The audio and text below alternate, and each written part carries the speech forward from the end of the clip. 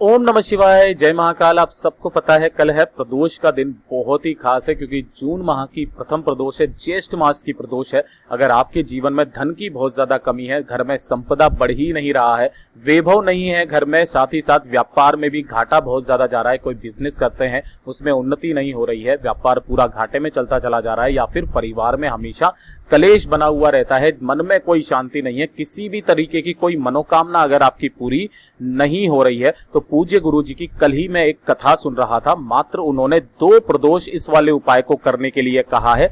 पहला प्रदोष आप करेंगे और उसके बाद जैसे ही आप दूसरा प्रदोष करेंगे, यकीन मानिए आपकी जो भी मनोकामना होगी पूरी जरूर हो जाएगी।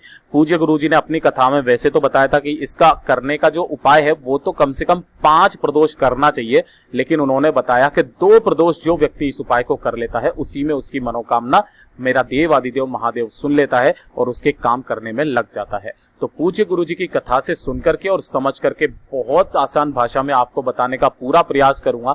छोटा सा उपाय है, मात्र 5 बेलपत्री का, जिसके अंदर आपको कुछ इस तरीके से लगाना होगा और अपने घर में रख देना होगा।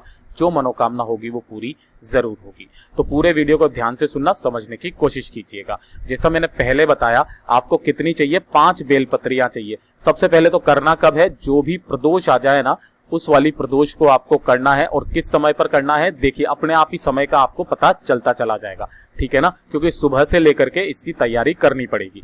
5 बेलपत्रियां आपको ले लेनी है, ठीक है, सुंदर सुंदर सी, जो कहीं से भी खंडित ना हो, ठीक है। इसी के साथ आपको ले लेना होगा थोड़ा सा पीला चंदन। अब आप कहोगे कि स्क्रीन पर तो हमें हल्दी समझ में आ रही थी, भाई मुझे पीले चंदन का फोटो नहीं मिला इसलिए मैंने हल्दी लगा दी थी, लेकिन मैंने यहाँ पर जो है पीला चंदन आपको बता दिया है। पीला चंदन आपको लेना है और साथ ही साथ आपको लेना होगा गाय का घी। भैया कितना चाहिए, ये चाहिए आपको थोड़ा सा, ज्यादा से ज्यादा आधा चम्मच, इससे ज्यादा नहीं चाहिए, ठीक है। अब आपको देखिए उपाय को करने का एक नियम होता है, समझना उस वाले को किस तरीके से करना है।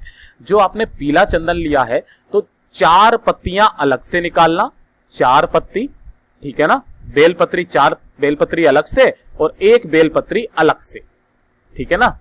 अब इन 4 पत्तियों पर आपको करना क्या होगा, जो तीनों पत्तियां है ना, एक बेलपत्री में 3 पत्तियां होती है, उन तीनों पर आपको इस तरीके से, जैसे एक बेलपत्री ये हो गया, एक बेलपत्री ये हो गया, और पूरी पत्तियों पर जो चिकना वाला हिस्सा है ना उस तरफ में आपको पीला रंग, यानी कि पीले कलर का जो चंदन है, पीला चंदन, वो आपको लगा देना होगा। ये जो पीला चंदन है आपको कितनी पत्तियों पर लगाना होगा, 4 पत्तियों पर।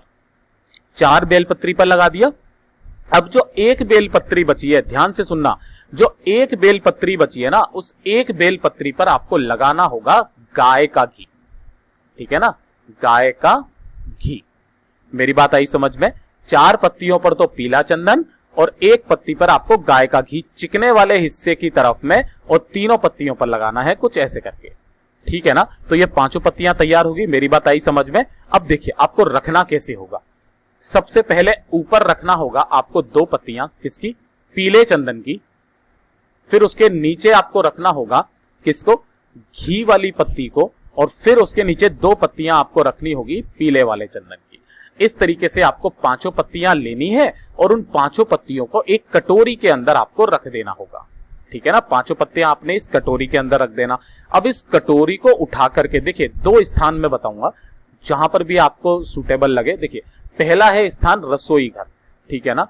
तो रसोई घर के अंदर जैसे ही आप जाओगे तो जहां पर आपका पानी पीने का स्थान होता है ना, उस जगह पर आपको कटोरी रख देना है, ठीक है। और उसी के आगे आपको एक गाय के घी का गोल बत्ती का दीपक लगा देना है, ठीक है। ध्यान से समझना, उन 5 बेलपत्रियों को आपको एक कटोरी में रखना है और उसी के सम्मुख में आपको एक घी का दीपक लगा देना है, दीप लगा देना है।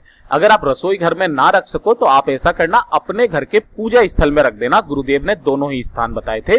पूजा स्थल में आप उस कटोरी को रखना जिसके अंदर बेलपत्रियां रखी हुई हैं, और उसी के सम्मुख आपको एक घी का दीपक लगा देना होगा, ठीक है।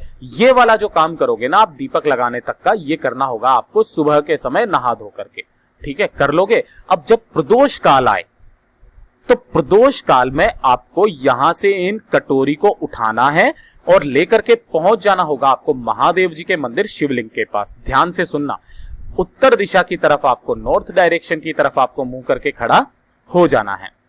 अब जो आपने 5 बेलपत्रियां ली है ना लाइन से, जैसे पहली बेलपत्री पीले चंदन की थी, महादेव जी के ऊपर आपको समर्पित कर देनी होगी। किस तरीके से, ध्यान रखना, जिस तरफ पे आपने चंदन लगाया है वो शिवलिंग से टच होना चाहिए और जो बेलपत्री की डंडी हो वो माता अशोक सुंदरी के तरफ यानी कि जलाधारी के तरफ।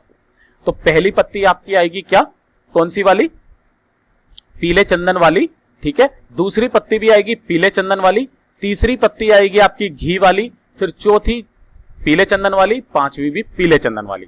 ध्यान रखना एक एक करके आपको सारी बेलपत्रियां महादेव जी की शिवलिंग के ठीक ऊपर आपको चढ़ानी होगी।